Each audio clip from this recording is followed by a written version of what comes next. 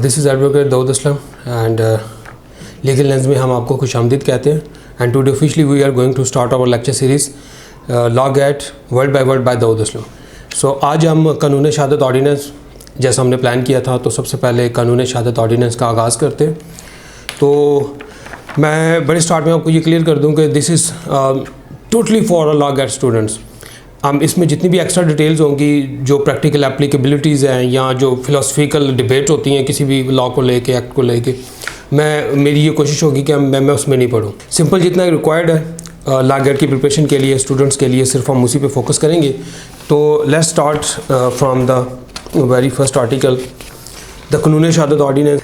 ये presidential order number 10 है of 1984। Chapter 1 से हम आगाज़ करते हैं रेलिवेंसी ऑफ द फैक्ट का। ठीक है, इससे पहले जो उसका प्रिम्बल है उसमें सिंपल ये बताया गया है कि ये proclamation of the 5th day of July 1977 and in exercise of all powers enabling him in that behalf the president is please to make the following orders.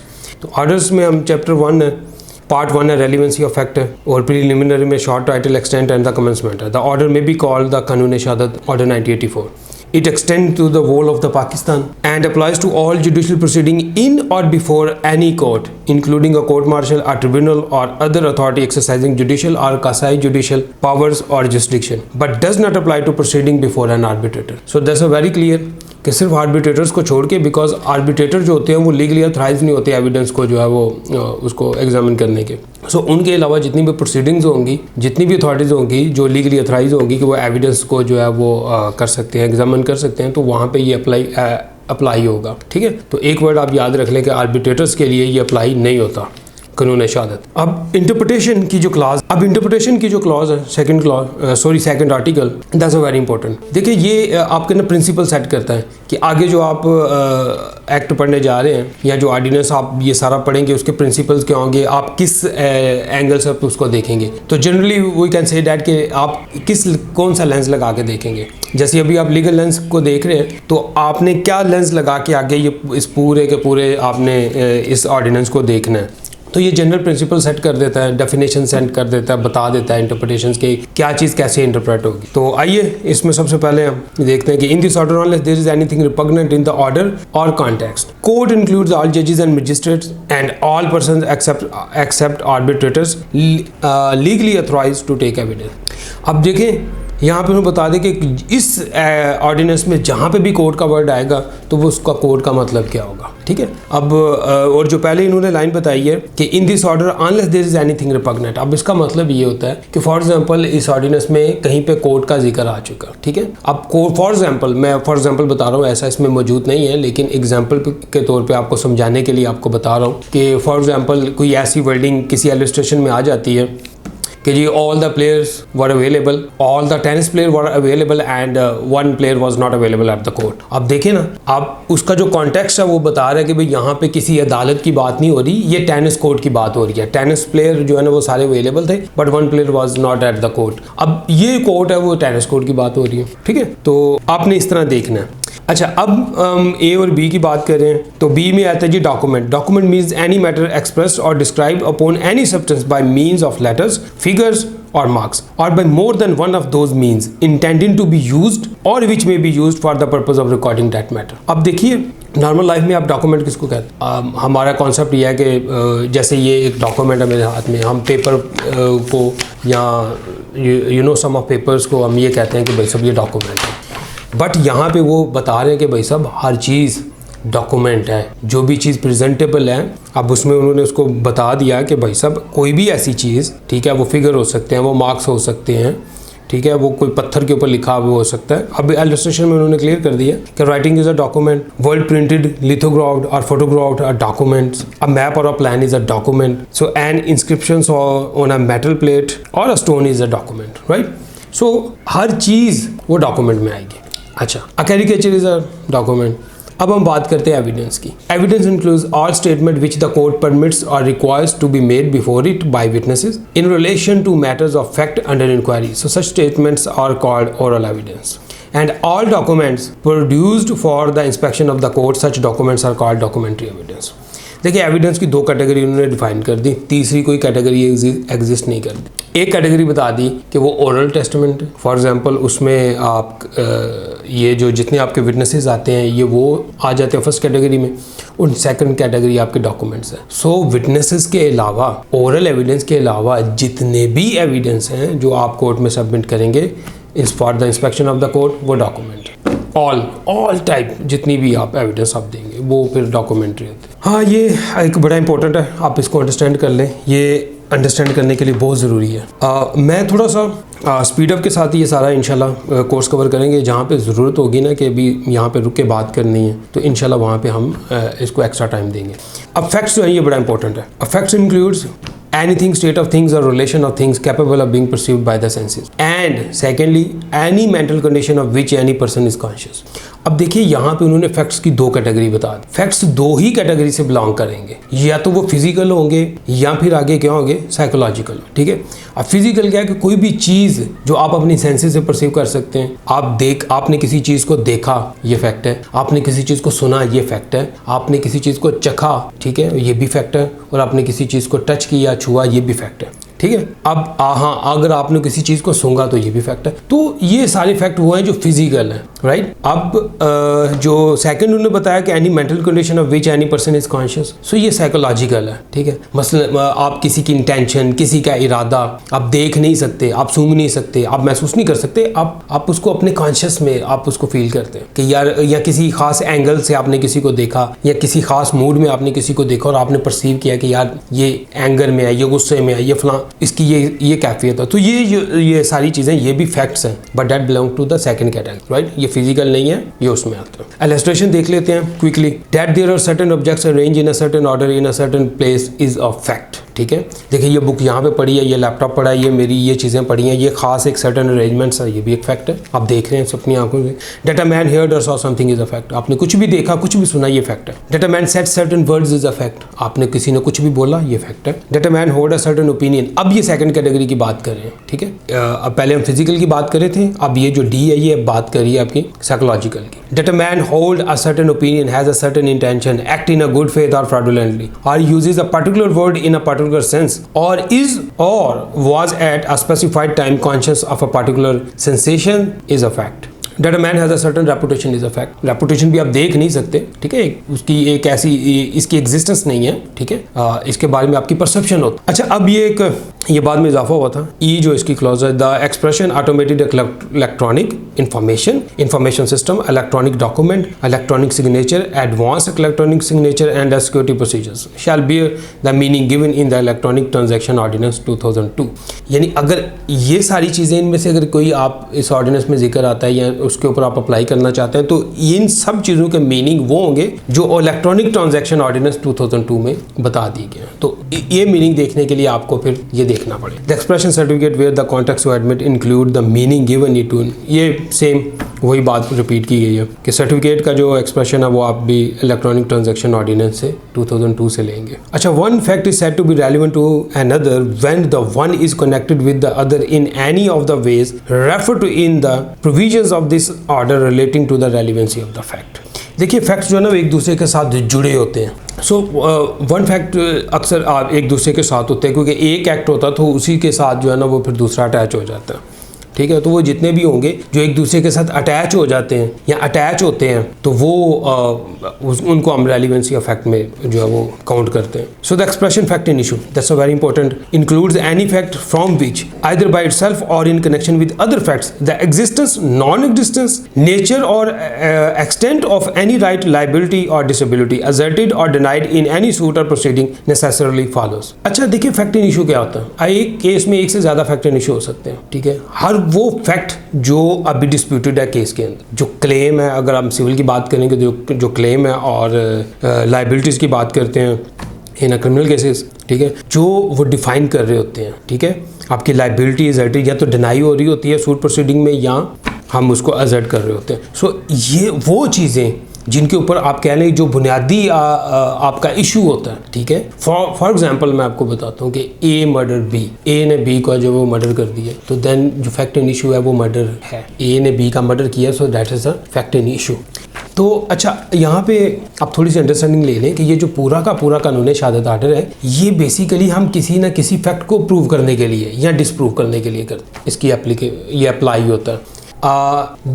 देखिए, आप कोई फैक्ट कोर्ट के सामने एक मैटर आ जाता है, कोर्ट उसके fact जो है ना वो ड्राइव कर लेती है। मैं उसी मर्डर का ले लेता हूँ कि ए को आपने एक्यूज कर दिया बी के मर्डर के लिए, ठीक है। अब अदालत ने जो है ना वो फैक्ट जो है ना वो अपने पास फैक्ट इन इशू जो है वो नोट कर लिए। अब आपने बेसिकली ये एक फैक्ट है कि ए ने बी को मर्डर किया, आपने इस फैक्ट को प्रूव करने के लिए एविडेंस लेके आना है। अब आपके पास एविडेंस क्या हो सकता है? आप अब किसी ने देखा वो मर्डर करते हुए, वो आपका विटनेस है, वो आप उसे कॉल कर देंगे, आप बुलाएंगे कि जी विटनेस हमारे पास अवेलेबल है, इस विटनेस ने देखा। बात समझ रहे, ठीक है।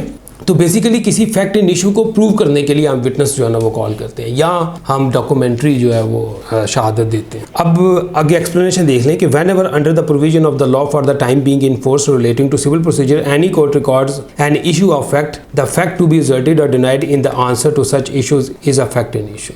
एक्चुअली ये एक जनरल प्रोविजन थी जो पहले वो बात की है, जिसमें आपका वो भी आ रहा है, क्रिमिनल भी आ रहा है और सिविल भी आ रहा है। तो इसका जो एक्सप्लेनेशन है उसमें फिर एक्सप्लेन कर दिया कि जो सिविल नेचर के केसेस हैं उनमें भी ये एप्लीकेबल होगा, ठीक है। सेम उसमें रिपीट किया गया कि फैक्ट इन इशू कैसे ड्राइव होगा। इलस्ट्रेशन की बात करते हैं। A is accused of a murder of B at his trial the following fact may be in issue. अब देखें, मर्डर का केस है और उसमें फैक्ट इन इशू क्या हो सकते हैं? That A caused B's death, ठीक है।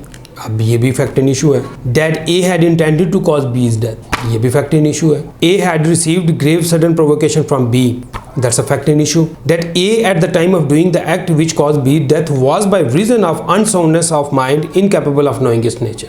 ये वो साइकोलॉजिकल में आ जाती है। A fact is said to be proved when after considering the matter before it the court either believes it to exist or consider its existence so probable that a prudent man ought under the circumstances of the particular case to act upon the supposition that it exists. अच्छा, fact को court कब declare करेगी कि ये fact जो है ना approved है? अच्छा, फैक्ट जो है वो कब आप उसे एक स्टेटस देंगे कि ये फैक्ट जो है ना वो प्रूव्ड हो चुका है, या कोर्ट उसे कब ये मानती है कि भाई साहब ये प्रूव्ड है? वो जब कोर्ट के सामने मैटर आता है उसको कंसीडर करती है, या वो बिलीव करती है कि ये फैक्ट जो है ना ये एग्जिस्ट करता है, या एक क्राइटेरिया ये डिफाइन कर रहा है कि बस वो कोई भी प्रूडेंट मैन जो है वो according to the circumstances of the case जो प्रेजेंट किया गया वो इसी नतीजे पे पहुंचे कि ये फैक्ट जो है ना ये एग्जिस्ट करता है। That is the criteria. अच्छा, अब आम लोग ना नॉर्मली प्रूडेंट मैन का एक आम आदमी के तौर पे ट्रांसलेट कर देते हैं, but as a student of law I think that the prudent man जो है ना ये कोई आम आदमी नहीं होता। अगर हम सिंपली इसे वन लाइन में डिफाइन करें, the prudent man is you can say that a sensible and a responsible person. कोई भी सेंसिबल और जो रिस्पॉन्सिबल पर्सन है वो इसी नतीजे पे पहुंचे कि ये फैक्ट एग्जिस्ट करता है। ये क्राइटेरिया इसमें बयान किया गया। A fact is said to be disproved. अब सेम पहले प्रूव्ड के बारे में बताया गया और सेम इसी तरह डिसप्रूव्ड के बारे में कुछ चेंज नहीं है इसमें, ठीक है। तो मैं आगे जा रहा हूँ, गो थ्रू कर रहा हूँ। A fact is said not to be proved when it is neither proved nor disproved, ठीक है। It's a clear. So whenever it is provided by this, ये इंपॉर्टेंट है, जरा इसके ऊपर मैं थोड़ा सा टाइम लूंगा कि whenever it is provided by this order that the court may presume a fact, it may either regarded as fact as proved unless and until it is disproved or may call for proof of it. Second जो हम उसको इसकी जो clause 8 है वो भी पढ़ेंगे कि whenever it is directed by this order that the court shall presume a fact, it shall regarded such fact as proved unless and until it is disproved। अब इन दोनों पे आप गौर कीजिएगा। एक्चुअली ये क्योंकि हम इस वक्त इंटरप्रिटेशन क्लास को, इंटरप्रिटेशन का जो ये हम आर्टिकल को डिस्कस कर रहे हैं, आगे एक चैप्टर है लेट मी चेक इट कि उसमें आई थिंक 129 है शायद आर्टिकल है, मैं उसमें आपको बता देता हूँ इसका कि हाँ ये चैप्टर है जनाब, चैप्टर 9 है। नहीं, ये पूरा ना प्रिजम्पशंस का एक पूरा प्रिजम्पशन का आगे चैप्टर है। अच्छा, अब आप दोनों ने देख लिया, अब इसमें वर्ड्स पे गौर करें। द 7th में अब देखें कि क्लॉज 7 है वो उसमें बता रहा है कि when ever it is provided, और 8 में बता रहा है कि when ever it is directed. अब प्रोवाइडेड क्या है कि इसमें कोर्ट फिर आगे क्या कर सकते हैं, मे प्रज्यूम कर सकते, कोर्ट की डिस्क्रिशन है, ये कोर्ट के इख्तियार पे छोड़ दिया गया है कि वो किसी फैक्ट को जो है वो प्रज्यूम कर सकती है उसकी existence until it is disproved, right. या कोर्ट जो है वो कॉल कर सकती है फॉर प्रूफ ऑफ इट, ठीक है। पार्टी को कॉल कर सकते हैं कि भाई साहब ये फैक्ट है, आप इसको प्रूव करें। अब सेकंड कंडीशन में ये बताता है कि व्हेनेवर इट इज डायरेक्टेड। अब यहाँ पे कोर्ट के पास डिस्क्रिशन नहीं है, क्यों? क्योंकि इस ऑर्डिनेंस ने डायरेक्ट कर दिया है, एक डायरेक्शन दे दिया है, और वो क्या दिया है कि court shell presume a fact, कि कोर्ट जो है वो प्रज्यूम करेगी कि ये फैक्ट जो है एग्जिस्ट करता है, it shall regard such fact as approved unless and until it is disproved. ठीक है, तो ये इन दोनों में आपने देखना। अब क्या होगा कि ये दो कैटेगरीज हैं, एक है जिसमें हम मे प्रज्यूम करेगी और एक है जिसमें वो शैल प्रज्यूम करेगी। और आगे पूरा चैप्टर है जिसमें फिर डिवीजन दी है इस ऑर्डिनेंस ने कि भाई साहब ये मैटर्स हैं, इसमें कोर्ट के पास ऑप्शन है कि वो मे प्रज्यूम कर सकती है। और फिर उसी चैप्टर में एक पोर्शन है जिसमें बताया गया कि जिसमें आपने लाजमी आपने इसको करना है, शैल प्रज्यूम करना है। ठीक है, अब same one fact is declared by this order to be conclusive proof of another. एक चैप्टर जो वो दूसरे का कंक्लूसिव प्रूफ है, ये भी इसमें डिस्कस होता है। ठीक है, अब हम उसको देख लेते हैं। Whenever it is directed by this order that the court shall presume a fact, it shall regard such fact as proved unless and until it is disproved. देखिए यहाँ पे डायरेक्शन है कि ऑर्डिनेंस ने, इस ऑर्डर ने डायरेक्ट कर दिया कोर्ट को किसी डायरेक्शन की तरफ। तो जब डायरेक्ट कर दिया तो देन कोर्ट के पास ऑप्शन नहीं है, फिर कोर्ट की डिस्क्रिप्शन नहीं है, फिर कोर्ट उसको शैल प्रज्यूम, ये उसके ऊपर ऑब्लिगेटरी है कि फिर कोर्ट ने प्रज्यूम करना ही करना है किसी भी फैक्ट के की एग्जिस्टेंस और उसका प्रूव्ड होना, unless and until it is disproved. तो अब इशू क्या है, ये बिल्कुल उन्होंने इसको इंटरप्रिटेशन की जो आर्टिकल है उसमें क्यों इसको डिस्कस कर दिया, बिकॉज आगे वेरियस चैप्टर्स में इसकी वेरियस आपको मिलेंगे आर्टिकल्स कि जिसमें कोर्ट ने डिफ़ाइन कर दिया है, कोर्ट में बताया कहीं पे जो है वो वाले ऐसे पोर्शंस हैं जहाँ पे कोर्ट जो है ना वो मे प्रज्यूम करेगी और जहाँ पे कुछ ऐसे फैक्ट्स हैं जहाँ पे कोर्ट उनको शैल प्रज्यूम करेगी। और मैं आपको ऑलरेडी पहले भी बता चुका हूँ कि ये पूरा का पूरा जो आपका कानून शहादत ऑर्डर है, ये फैक्ट्स और उसके एविडेंस, क्योंकि एविडेंस होता ही किसी फैक्ट को प्रूव करने के लिए, तो ये उसी के राउंड अबाउट आपको ये सब कुछ मिलेगा। So when one fact is declared by this order to be conclusive proof of another, the court shall on proof of the one fact regard the other as proved and shall not allow evidence to be given for the purpose of disproving it। ठीक है, अच्छा अब ये पहले बात की थी कि कोर्ट किसी भी फैक्ट को जो है वो अज्यूम कर लेगी, या ये मे वाली सूरत में वो उसे अज्यूम कर लेती है। ठीक है, until it is disproved, कि कोई पार्टी जो है ना उसे डिस्प्रूव कर देती है फैक्ट को। अब 8 में था ये 2(8) में कि कोर्ट शैल प्रज्यूम करेगी लेकिन अलो करेगी, फिर भी अलो कर रही है, कोई भी पार्टी उसको डिस्प्रूव कर सकती है। ठीक है, ये फर्स्ट जो 2(7), 2(8। अब 2(9) में क्या है कि भाई कोई एक ऐसे फैक्ट होते हैं जो कंक्लूसिव प्रूव होते हैं किसी दूसरे फैक्ट के। हमने रेलिवेंसी ऑफ फैक्ट को पढ़ा है ना कि एक फैक्ट जो है ना वो बाज़ का रेलिवेंट होता है, इसी तरह किसी एक फैक्ट का जो प्रूव होता है वो कोई ऐसा फैक्ट है जो किसी दूसरे का कंक्लूसिव प्रूफ है, तो उसके ऊपर कोर्ट जो है वो किसी भी पार्टी को अलो नहीं करेगी कि उसको डिस्प्रूव करे। अच्छा, अब उसकी एग्जांपल जो है ना, जैसे वो चाइल्ड लेजिटिमेसी का जो मैटर होता है कि दो मियाँ बीवी हैं, उनकी शादी हो चुकी है, दे आर मैरिड। ठीक है, तो उसके बाद अगर कोई अब उनके यहाँ जो है ना वो उनके बच्चे की पैदाइश होती है, तो उस बच्चे की जो पैदाइश है ये कंक्लूसिव प्रूफ है कि वो बच्चा उन्हीं का है। ठीक है, तो इसके ऊपर कोर्ट जो है ना वो किसी को लो नहीं करेगी कि इस फैक्ट को कोई डिस्प्रूव करे या कोई एविडेंस कोर्ट में लेके आए कि जी ये बच्चा इनका नहीं है। लेटर ऑन ऐसे केसेस हो सकते हैं कि कोई रिश्तेदार उठ के कहेगा जी ये बच्चा लेजिटिमेट नहीं है, जी ये अब इनकी जो जायदाद का वारिस मैं हूँ क्योंकि ये बच्चा लेजिटिमेट नहीं है, तो कोर्ट ऐसा अलो नहीं करेगी किसी को भी। और ये 128 में डिस्कस भी किया गया है, आर्टिकल 128 सेम कानून शहादत ऑर्डर का, आप उसको पढ़ लीजिएगा, बल्कि हम आगे पढ़ेंगे उसको डिटेल के साथ।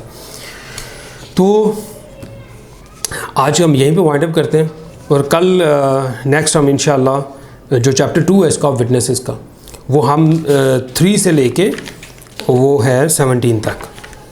ठीक है, तो ये हम कल के लेक्चर में इसको कंप्लीट करेंगे। तो आज के लिए इतना काफ़ी है, तो इंशाल्लाह नेक्स्ट फिर मिलते हैं।